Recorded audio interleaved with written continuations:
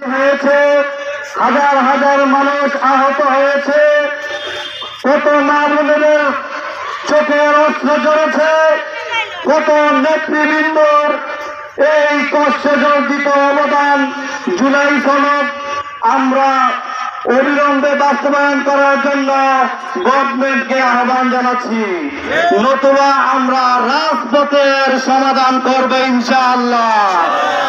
আপনারা জানেন জুলাই সনদের পাশাপাশি আমরা চাই হচ্ছে বাংলাদেশে পিআর পদ্ধতিতে